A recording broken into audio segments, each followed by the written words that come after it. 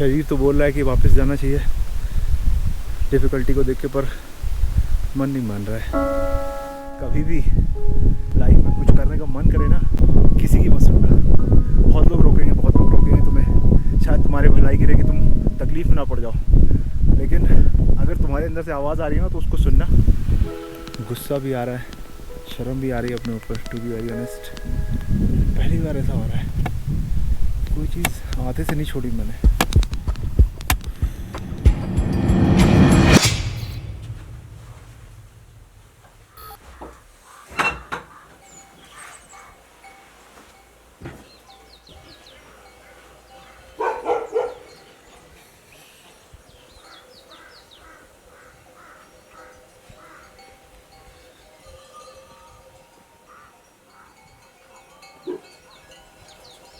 ये जो घंटियों की आवाज़ सुन रहे हो आप लोग, ये पूरी रात से आ रही है यहाँ पे। यहाँ के जो जानवर हैं, मवेशी हैं, जो खच्चर घोड़े होते हैं ना, ये उनके गलों में घंटी बांध के रखते हैं ताकि रात में इनको पता चलता रहे सब कुछ नॉर्मल है। क्योंकि ये आवाज़ लगातार पूरी रात भर आती रहती है, मतलब कि एक टोन में अगर आवाज़ आ रही है एक ही फ्रीक्वेंसी में तो सब कुछ नॉर्मल है। अगर ये तेज़ी से आने लगी, हड़बड़ाहट होने लगी तो घंटियाँ तेज़ हो जाएंगी। इसका मतलब कि कोई जंगली जानवर इधर आ गया है, तो एक तरह का ये साइन है।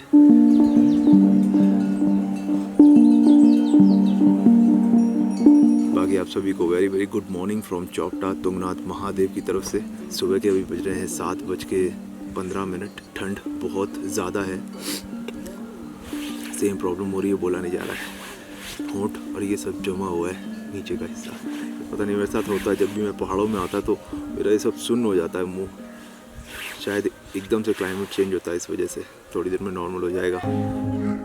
एनीवेज, तो 8000 फीट के एलिवेशन पे हम लोग, समुद्र तल से 8000 फीट की ऊंचाई पे हैं। और एक और अच्छी चीज़ हुई यहाँ पर होम स्टे लेने की। हालांकि मेन रोड पे आप जाते हैं तो गेट के सामने बहुत सारे होम स्टे हैं। मेरा यहाँ पर आने का फ़ायदा ये हुआ जो मुझे सुबह पता चला। जैसे ही मैं अपने गेट से बाहर आया तो ये पूरा ओपन व्यू है यहाँ पे, मतलब कोई पेड़ नहीं है सामने, सीधे सीधे माउंटेन्स दिख रहे हैं, रोड दिख रही है। सामने आप देख रहे हो वो है केदारनाथ पीक। दो बड़े पहाड़ों के बीच में एक छोटी सी पीक दिख रही है, वो केदारनाथ पीक है। और यहाँ से थोड़ा राइट हैंड साइड इन पेड़ों के पीछे वो है चौखंबा पीक। अगर मैं मेन गेट के सामने होम स्टे लेता तो शायद ये वाला जो पैनारोमिक व्यू है ना, ये मैं मिस कर देता सुबह सुबह। और इसके ठीक पीछे मेन गेट है तुंगनाथ महादेव का, जहाँ से यात्रा शुरू होती है। कल भी मैंने रात में दिखाया था, पर रात में विजिबिलिटी इतनी अच्छी थी नहीं क्योंकि अंधेरा हो गया था। बाकी आसपास बहुत सारी दुकानें हैं, खाने पीने के स्टॉल्स, कैंटीन टाइप की बनी हुई हैं, टैक्सी बहुत सारी खड़ी रहती हैं यहाँ से नीचे जाने के लिए। तो सुविधाएं हैं, प्रॉपर एक टूरिस्ट स्पॉट है। लेकिन नेटवर्क यहाँ पे ना के बराबर आता है। एयरटेल तो बड़ा मुश्किल से आता है, लेकिन जिस स्पॉट पे मैं बैठा हूँ, ये भाई साहब का होम स्टे है, तो यहाँ से केदारनाथ का जो नेटवर्क है ना वो कैच करता है। तो एग्जैक्टली इसी जगह पे बैठ के आप मैसेज वगैरह कर सकते हो, इंपॉर्टेंट मैसेज जो होते हैं। हालांकि क्योंकि यहाँ पर आए हो तो क्या फ़ोन करोगे, बट हाँ थोड़ा बहुत तो कनेक्ट रहना ज़रूरी है, तो उसके लिए ये स्पॉट है। और अभी बर्फ़ गिरी नहीं है यहाँ पर। हालांकि बर्फ़ गिरती है तो ये पूरा 6 फीट तक ढक जाता है, सब कवर हो जाता है यहाँ पे। जगह तो है जन्नत, तो अभी इस जन्नत की सैर करनी है हमें, है ना। बाकी मैं भी रेडी होता हूँ और उसके बाद शुरू करते हैं अपना track. So once again welcome back to the channel guys. शुरू करते हैं आज का ब्लॉग, बाकी बातें करेंगे ट्रैक करते समय। चलो।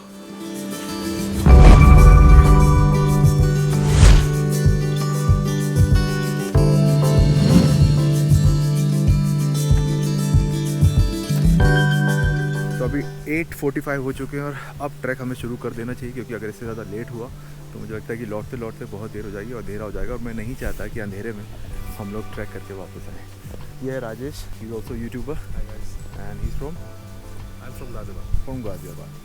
तो ये भी भाई मेरे को ज्वाइन कर रहे हैं और हम दोनों लोग करेंगे ट्रैक। तो बाकी सारा सामान जो है मैंने अंदर अपने इसी रूम में रख दिया है, सारा सामान सेफ़ रहेगा। चाबी मेरे पास है, मैंने अपने पास है, देखो पीछे रखा हुआ है।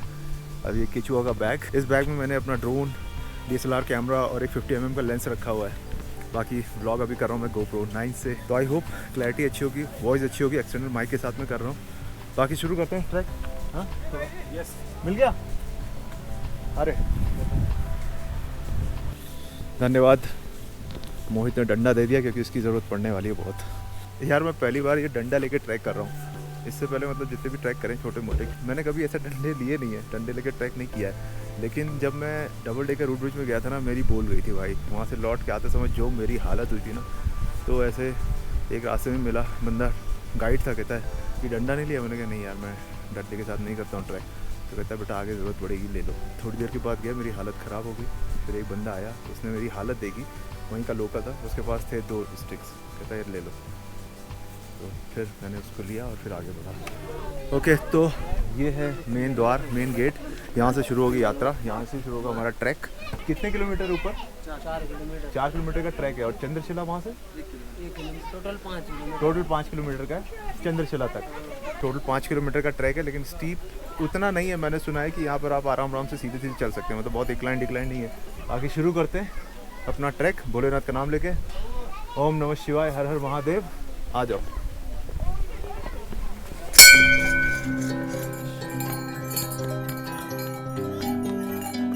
मैंने एक ये टोपा ले लिया, इसमें इंडियन आर्मी का वो लिखा हुआ है, मार्किंग की हुई है, इंडियन आर्मी लिखा हुआ है यहाँ पे। कैसा लग रहा है राज? बहुत अच्छा है, अमेजिंग। चलो भाई, और मात्र 100 रुपये। यहाँ के कुछ चार्जेस हैं। अगर आप घोड़े से जाते हैं, घोड़ा और खच्चर का जो प्राइस है वो 1300 रुपये है। चोपता से तुंगनाथ तक आना जाना, चोपता से सिर्फ तुंगनाथ जाना एक तरफ का वो 900 रुपये, ऐसा कुछ है।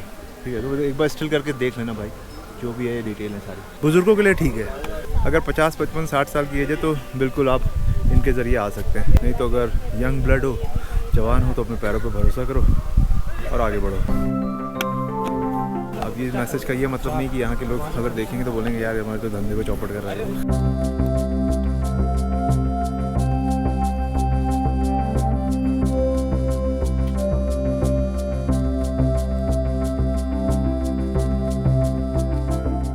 आधा किलोमीटर या 1 किलोमीटर ही चले होंगे हम, या शायद वो भी नहीं। तो ऊपर आते एक भोग्याल टाइप का मिला है, मैदान बोलते हैं। भोग्याल का मतलब होता है खुला मैदान, बहुत ही खूबसूरत है। पीछे चौखंबा जो रेंज है, माउंटेन रेंज वो दिख रही है, वो है चौखंबा, चौखंबा पर्वत। उस तरफ कहीं है केदारनाथ। इसके कुछ शॉट्स तो DSLR से बनते हैं। गोप्रो अपना टाइम लैप्स निकालेगा तब तक, और हम कुछ अच्छे विजुअल्स कैप्चर करेंगे अपने DSLR से।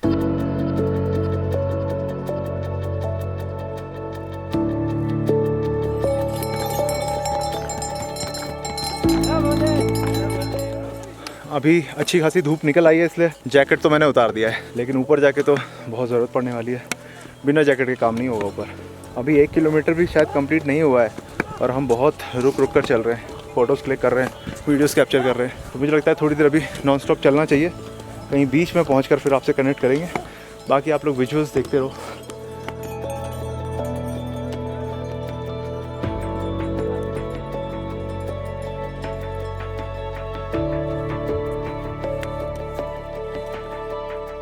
एक छोटा सा शॉर्टकट मिल गया है, यहाँ से अगर हम चल के जाएंगे तो उधर ऐसे घूम के आना है और यहाँ से सीधे जाएंगे। राज तो जा रहा है आराम आराम से, मैं चलता हूँ। एक बार शॉर्टकट भी ट्राई कर लेते हैं। डंडा तो काम आया यार।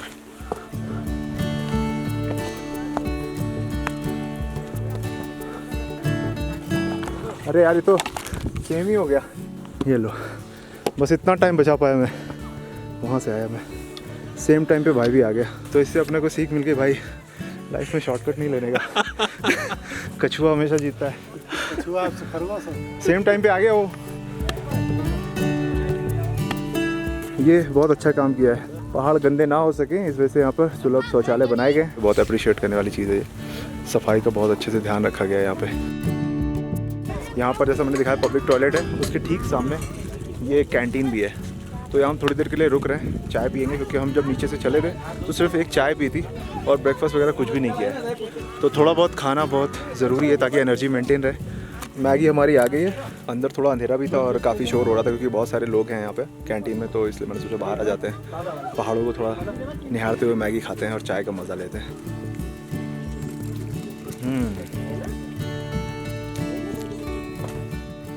यहाँ कैंटीन में हम लोग आए थे मैगी और चाय खाने के लिए, और यहाँ देखो इतना छोटा सा एक ट्रैकर मिल गया।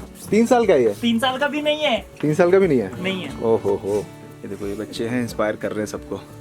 हम लोग सोचते हैं कि ट्रैक करना इतना कठिन है, कौन जाएगा चढ़ के। मतलब यंगस्टर जो होते हैं, बहुत लोग होते हैं जाने वाले जाते हैं, पर देखो ये भाई मज़े से मैगी खा रहा है। मैगी खा के अभी जाएगा तुंगनाथ चल के, वो भी। शाबाश बेटा।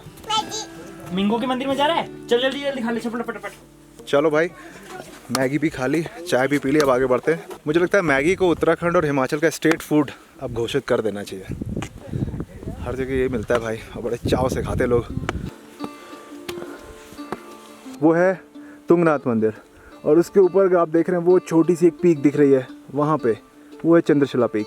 मतलब दिखने लगा आंखों से तो इसका मतलब ठीक है, अभी राहत आ गई। स्टीप है पर उतना स्टीप नहीं है। अगर कंपेयर करोगे खीरगंगा से या डबल डेकर रूट ब्रिज से या उत्तराखंड में बदानगढ़ी ट्रैक किया था मैंने वहाँ से, तो उतना टफ नहीं है ये। गिरते पड़ते लुढ़कते 2 से 3 घंटे में पहुँच ही जाओगे। और बहुत ज़्यादा अगर हालत ख़राब भी होगी तो यहाँ पर खच्चर और घोड़े हैं, आपको उठा लाएंगे नीचे तक। अंकल जी कंफर्टेबल होता है इसमें बैठना? हाँ जी, हाँ जी, कंफर्ट। हाँ मज़े से? बिल्कुल बिल्कुल। मजा तो नहीं है। हम ऑलरेडी रो रहे हैं भैया, आप हमारी वीडियो बना रहे हैं। घोड़े आपसे ज़्यादा रो रहे हैं, आपको पता नहीं है।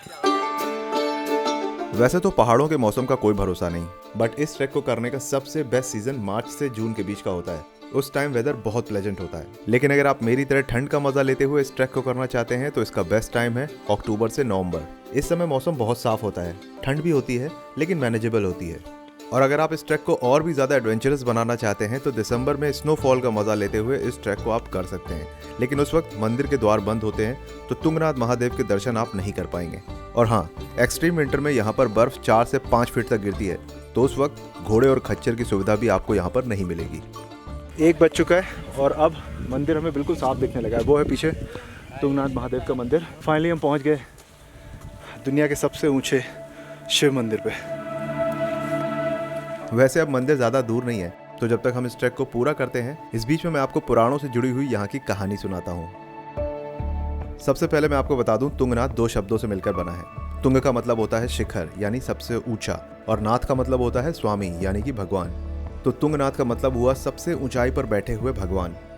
इसीलिए इस जगह को पूरी दुनिया के सबसे ऊंचाई पर बने शिव मंदिर के नाम से भी जाना जाता है। कहा जाता है कि जब महाभारत के युद्ध में पांडवों के द्वारा भीषण नरसंहार हुआ यानी मैसेकर हुआ, हजारों लोग मारे गए, जिनमें पांडवों का परिवार, उनके पुत्र, उनके भाई सभी शामिल थे। युद्ध खत्म होने के बाद पांडव मोक्ष पाने के लिए भगवान शिव के पास इस केदार खंड में आए, और इस नरसंहार की वजह से भगवान शिव पांडवों से बहुत ही ज्यादा नाराज थे और उन्हें अपने पूरे शरीर के दर्शन नहीं देना चाहते थे। कहते हैं कि भगवान शिव ने केदारनाथ में पांडवों से छुपने के लिए मायावी भैंसे का रूप धारण किया, लेकिन पांडवों ने उन्हें पहचान लिया और जैसे ही पांडव उन्हें छूने के लिए आगे बढ़े तो भगवान शिव भैंसे के रूप में ही जमीन में धंसने लगे। लो, हम मंदिर तक पहुंच भी गए। चलो अभी कहानी में एक छोटा सा ब्रेक लेते हैं और प्रसाद लेने के बाद कहानी को फिर से कंटिन्यू करते हैं। 1:15 और फाइनली मंदिर के मुख्य द्वार पे आ गए हम। ये ऊपर रास्ता है तुंगनाथ महादेव का और इस तरफ जाएंगे तो चंद्रशिला आती है, जो 1 किलोमीटर और ऊपर ट्रैक करके आपको जाना है। ये है 150 वाली है। अच्छा जी। ये 201 वाली है। ओके। और ये 100 की है सर। अरे वाह, तो भैया हमारे लिए 200 वाली आप दे दीजिए। Okay sir. अच्छा, यहाँ इंटरनेट वगैरह चलता है? इंटरनेट चलता है। हमेशा से लोगों का मिथ रहा है कि यहाँ पर आओ तो कैश भर के लाओ वरना प्रॉब्लम हो जाती है, ये सब होता है। देखिए अगर ट्राई करिए, होता है तो, नहीं तुम कैश देंगे। क्या बात है, बहुत अच्छे। हो गया जी पेमेंट। और अब यहाँ पर भर भर के कैश लाने की ज़रूरत नहीं है, इंटरनेट अच्छे से आता है, पेमेंट ऑनलाइन भी आप कर सकते हैं। धन्यवाद। हर हर महादेव। फटाफट चलते हैं क्योंकि आधे घंटे में मंदिर बंद हो जाएगा। दोपहर के समय में कुछ देर के लिए मंदिर बंद रहता है। चलिए कहानी भी कंटिन्यू करते हैं। पहले तो यहाँ पर आपको केदार का मतलब समझना होगा। संस्कृत भाषा में केदार का मतलब होता है जल से भरी हुई भूमि, मतलब कि दलदल। तो भगवान शिव भैंसे के रूप में ही उस दलदल में समाने लगे और उसी वक्त पांडवों ने उनके पिछले भाग को पकड़ लिया और शिव जी को छूते ही एक आकाशवाणी हुई कि तुम लोगों ने मुझे छू लिया है तो तुम्हें मोक्ष तो मिल जाएगा, लेकिन इस पूरे केदार खंड में तुमको अलग अलग रूप में मेरे 5 लिंगों के दर्शन होंगे और उन जगहों पर तुम्हें मूर्ति पूजन करना होगा और मंदिर का निर्माण करना होगा। फिर पांडवों ने इन 5 केदारों में जाकर भगवान शिव की पूजा की और तुंगनाथ महादेव उन्हीं 5 केदार में से एक हैं। मंदिर प्रीमाइसेस में फ़ोटो खींचना बिल्कुल भी मना है। फ़ोटो भी नहीं खींच सकते हैं, वीडियो भी नहीं ले सकते। तो हम दर्शन करके आते हैं बाबा के, उसके बाद मैं आपको ज्वाइन करता हूँ। हर हर महादेव। इसीलिए पहले केदार केदारनाथ में शिव जी की पीठ का भाग है, दूसरे केदार मध्य महेश्वर में शिव जी की नाभि का भाग है जिनकी शिवलिंग के रूप में पूजा की जाती है। तीसरे केदार हैं बाबा तुंगनाथ, जिनके हम दर्शन करने के लिए यहाँ पर आए हुए हैं। यहाँ शिवलिंग की उनके हृदय और उनकी भुजाओं के रूप में पूजा की जाती है। चौथे केदार हैं रुद्रनाथ में, जहाँ भगवान के मुख की पूजा की जाती है। और 5वें केदार हैं कल्पेश्वर में, जो कि बद्रीनाथ के रास्ते में आते हैं। वहाँ शिवलिंग शिव जी की जटाओं के रूप में देखा जा सकता है। और 5 केदार में दर्शन करने के बाद पांडवों ने बद्रीनाथ में जाकर भगवान विष्णु के दर्शन किए और फिर जाकर उन्हें मोक्ष प्राप्त हुआ। तो यह है कहानी उत्तराखंड के केदार खंड में बने 5 केदार की। भोले बाबा के दर्शन हो गए हमारे तुंगनाथ महादेव के, और बहुत ही खूबसूरत जगह है, बहुत ही अद्भुत जगह है। यहाँ का एक्सपीरियंस मतलब आप यहाँ पर आओगे तभी आपको होगा। मतलब जो वाइब आपको मिलेगी ना, अल्टीमेट है। तो ये भी मेरी बकेट लिस्ट में ही था, इस जगह पर आना, वो भी पूरा हो गया और आप लोगों ने यहाँ की कहानी भी जान ली। बाकी अब हमें यहाँ से आगे निकलना है चंद्रशिला के लिए, बढ़ते हैं आगे। और राज मिल गया, मुझे बहुत अच्छा हुआ, तो इसी बहाने मैं व्लॉग कर पा रहा हूँ थोड़ा और ढंग से। भाई ने कैमरा पकड़ रखा है, तो थैंक यू सो मच। कैसा एक्सपीरियंस रहा? क्या बोले, बकेट लिस्ट भी कह लो या एक इच्छा कह लो, भोलेनाथ के दर्शन की बहुत दिल से इच्छा ये पूरी करी उन्होंने। बिल्कुल। तो हर हर महादेव। हर हर महादेव, भोले शंकर। और बढ़ते हैं अब आगे। जल्दी आओ, बर्फ गिरना शुरू हो गई भाई, ओले गिरने शुरू हो गए। आशीर्वाद दे दिया भाई। हमें जो पता था पहाड़ी वाला बहुत तेज़ी से ओले गिरने लगे। अभी क्या इशारा है पता नहीं, हमें ऊपर जाना चाहिए कि नहीं जाना चाहिए।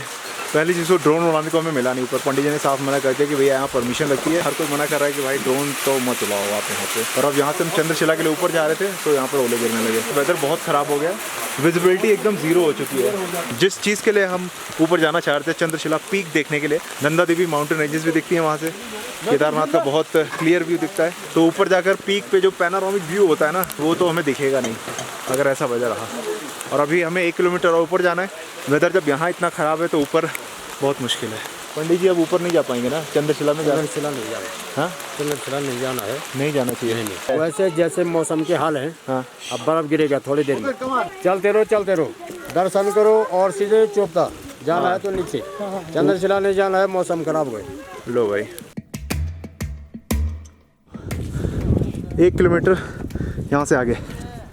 अगर कंडीशन आउट ऑफ कंट्रोल लगी तो वापस आ जाएंगे हम भाई, रिस्क नहीं लेंगे। ये आप जैसे कि देख सकते हैं बहुत खतरनाक है, रोड भी नहीं है। वैसे तो तुंगनाथ मंदिर पहुंचने के बाद चंद्रशिला पीक सिर्फ 1 से 1.5 किलोमीटर की दूरी पर है। एलिवेशन है अप्रॉक्स 12,110 फीट के आसपास, लेकिन ये बहुत ही खड़ी चढ़ाई है और इतना स्टीप होने की वजह से यहाँ चढ़ते वक्त सांस भी बहुत जल्दी फूलती है। और उससे भी बड़ी बात कि मैंने ख़राब मौसम में इसे क्लाइंब करने का डिसीजन लिया। 1 मीटर के डिस्टेंस में भी विजिबिलिटी ना के बराबर थी। और दूसरा डर ओलों की बारिश का, क्योंकि अब अगर तेज़ ओले गिरे तो यहाँ पर दूर दूर तक सर छुपाने की भी कोई जगह नहीं है। राज ने तो गिव अप कर दिया, पीछे से चिल्ला के बोला, कह रहा दिखाई नहीं दे रहा मुझे, ही इज़ नॉट कम्फर्टेबल, तो वापस चला गया। लेकिन ये सारी डिफ़िकल्टीज़ के अलावा एक बात और थी जो इस वक्त मुझे सबसे ज़्यादा अंदर से खा रही थी। शरीर तो बोल रहा है कि वापस जाना चाहिए डिफ़िकल्टी को देख के, पर मन नहीं मान रहा है। और अब यहाँ से शुरू होती है दिल और दिमाग की लड़ाई। थोड़ी दूर और चलता हूँ, अगर सिचुएशन आउट ऑफ कंट्रोल हो गई मैं आ जाऊँगा वापस। अगर कोई कहता है कि मुझे कभी भी डर नहीं लगता तो वो झूठ बोल रहा है, क्योंकि कभी ना कभी लाइफ में ऐसा दिन आता है जब आपका डर आप पर हावी हो ही जाता है। मेरे लिए वो दिन आज का था। गुस्सा भी आ रहा है, शर्म भी आ रही है अपने ऊपर, टू बी वेरी ऑनेस्ट। दिमाग बोल रहा था कि आज तेरा टाइम नहीं है, वापस चला जा। लेकिन दिल बोल रहा था कि मैंने आज तक कोई काम अधूरा नहीं छोड़ा, तो फिर ये ट्रैक मुझ पर हावी कैसे हो सकता है। पहली बार ऐसा हो रहा है, कोई चीज़ आधे से नहीं छोड़ी मैंने।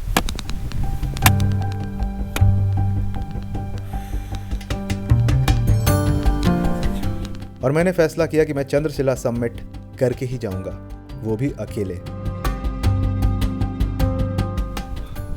वो है चंद्रशिला पीक, थोड़ी और ताकत दे दो भगवान।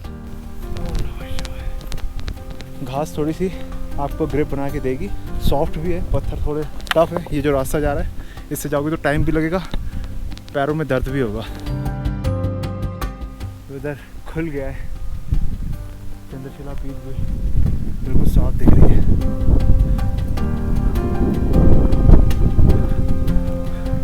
इस पहाड़ पर चढ़ना मेरी खुद की जिद थी, यानी मेरे लिए ये करो या मरो वाली सिचुएशन है।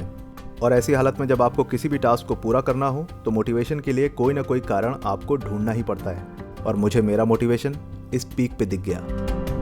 ऊपर भारत का झंडा दिख रहा है, वो देखो, इंडिया का फ्लैग, इंडियन आर्मी की कैप, मिनी कैप लगाकर। मेरे पास ना जा पाया, धिक्कार है यार, नहीं रुक सकते।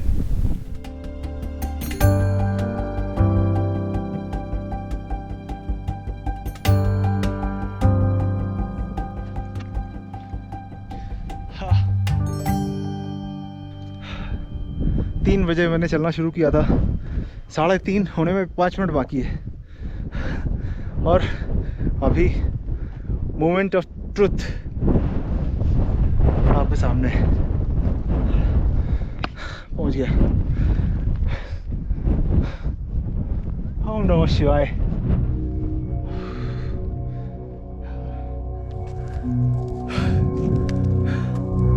हर हर महादेव। जय हो तुंगनाथ महादेव। ओम नमः शिवाय। वैसे तो चंद्रशिला पीक पर बहुत से लोग आ चुके हैं, लेकिन मेरे लिए ये मोमेंट बहुत स्पेशल है। मतलब खराब मौसम होने के बाद भी यहाँ तक पहुँचना और दुनिया के सबसे ऊंचे शिव मंदिर पे अकेले खड़े होना, सच में ये पल जितना स्पिरिचुअल है उतना ही मैजिकल भी है। और मेरे लिए ये किसी चमत्कार से कम नहीं है।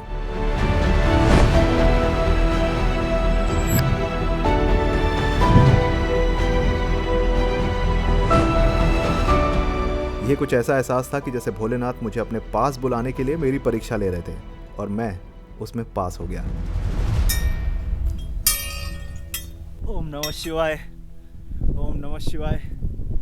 ओम नमः शिवाय। हर हर महादेव। शिव शंभू। हर हर महादेव। चलिए अब यहाँ तक आ गए हैं तो चंद्रशिला की कहानी भी जान लेते हैं। चंद्रशिला जानी जाती है हिमालय की चोटियों के लिए, जिन्हें खुले मौसम में यहाँ से बिल्कुल साफ देखा जा सकता है। और दूसरी कहानी पुराणों से जुड़ी हुई है। भगवान राम और रावण दोनों ही बहुत बड़े शिव भक्त थे और कहते हैं कि रावण का वध करके और लंका को जीतने के बाद भगवान राम यहाँ पर पश्चाताप के लिए आए और यहाँ उन्होंने शिव जी की तपस्या की। मौसम खराब होने की वजह से मुझे यहाँ पर हिमालय की चोटियाँ तो नहीं दिखी, लेकिन यहाँ की दिव्य ऊर्जा यानी कि डिवाइन एनर्जी, उसे मैं पूरी तरह से महसूस कर पा रहा हूँ।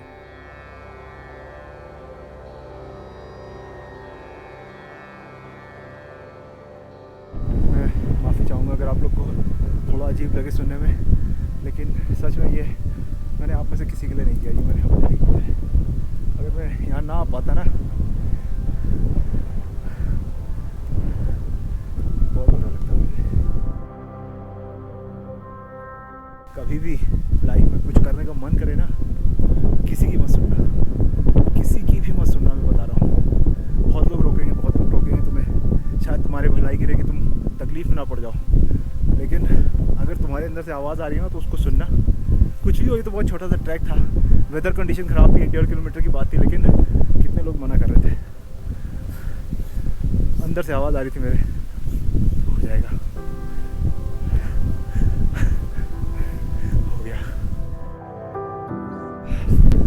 और लास्ट में इंडियन आर्मी, भारत का झंडा, इज्जत रख ली मैंने। थैंक यू मोटिवेट करने के लिए। ऐसे पत्थरों के ऊपर पत्थर रखकर यहाँ पर लोग जाते हैं, मन्नत मांगते हैं कि उनका घर, खुद का घर बन जाए, ऐसा लोकल लोग का मानना है यहाँ पे। तो ये हर किसी ने यहाँ पर पत्थर लगा रखे हैं। चलो थोड़ा बहुत तो हम भी करते हैं। ये भाई हमारे लिए, तुम सब के लिए। और कितनी मंजिल का घर बनाना है बताओ। चलो एक छोटा सा और हो रहा। ये है सबसे ऊपर का माला, टॉप फ्लोर। जय हो, हर हर महादेव। तुंगनाथ महादेव 12,000 के एलिवेशन पे है समुद्र तल से, और ये उससे भी ऊपर है। तो दुनिया के, विश्व के सबसे ऊंचे शिवा टेम्पल पे इस वक्त हम खड़े हुए। बोलो हर हर महादेव। बोलो, सच में बोलो, कमेंट में लिखो हर हर महादेव।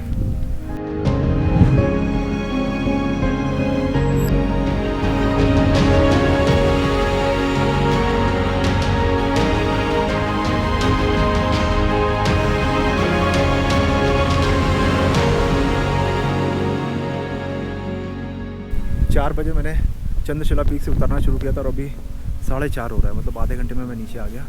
यहाँ से भी उतर के मैं जाऊँगा चौपटा, और अगर बहुत रात हो गई, अंधेरा हो गया, तो मैं चौपटा में ही स्टे करूँगा। और राज मुझे मिल गया है, जैसा मैंने बताया वो सोलो ट्रैवल कर रहा था, तो उसका प्लान है कि वो बद्रीनाथ जा रहा है। तो उसने मेरे को भी इंसिस्ट किया है कि अगर आप यहाँ तक आ गए हो, 150 किलोमीटर बचा है, यहाँ से बद्रीनाथ तो जाना चाहिए और मुझे भी लगा कि अगर यहाँ तक आ गए तो जाना तो चाहिए।